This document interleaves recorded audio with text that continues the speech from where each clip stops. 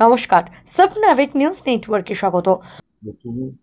এর শেষ পর্যায়ে আন্দোলনে মমতা পিছবে না, আমি কখনো পিছবে না।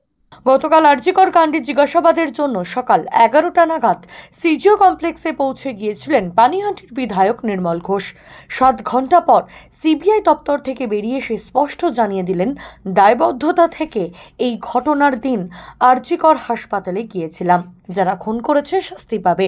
এবার নির্যাতিতার বিচারের দাবিতে যে কোনো আন্দোলনকে সমর্থন জানাতে রাজি নির্মল ঘোষ। সাংবাদিকদের মুখোমুখি হয়ে তিনি কি বললেন শুনব।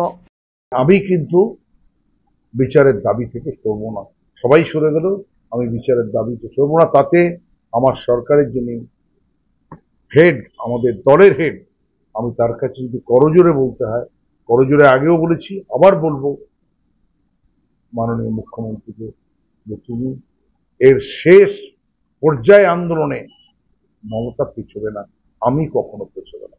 আমরা এগিয়ে যাব যতক্ষণ না আমার অভয়া এবং অপরাজিতা বিচার হবে। একটা তথ্য বারবার যে আগে খাদ্য দিলে, তারপরে শিক্ষা দিলে, এখন স্বাস্থ্য।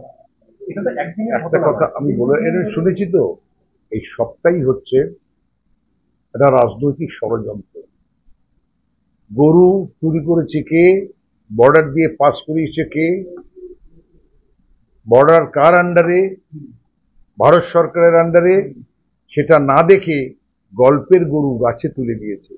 এখন যখন জজরা বলছে হাইকোর্টের, সুপ্রিম কোর্টের, নিয়ে এসো ডকুমেন্ট, দেখাও আমাকে যে এই গরু বিক্রি করেছে, দেখছো না কি হচ্ছে, কেউ পারছে না।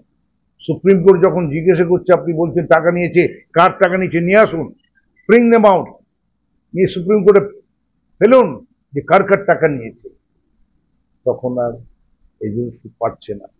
সব কেসেই এটা রাজনৈতিক, এবং এই রাজনৈতিক স্বার্থ চরিতার্থ করার জন্য যেমন সিপিএম নেমেছে, তেমনি বিজেপিও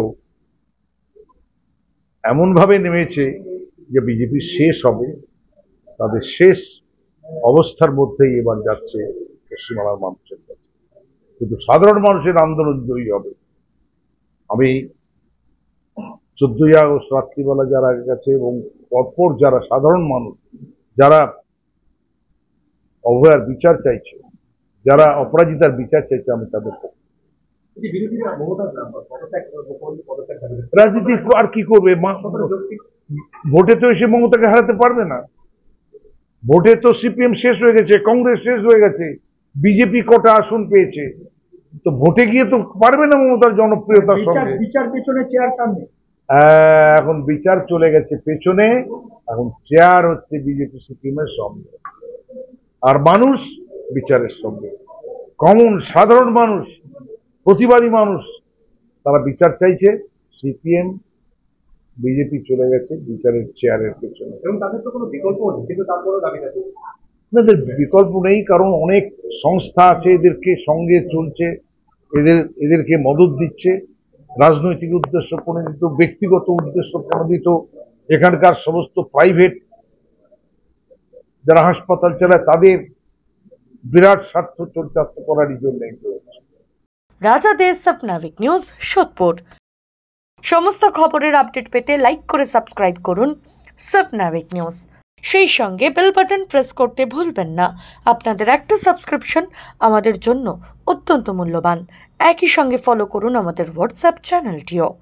জয় হিন্দ।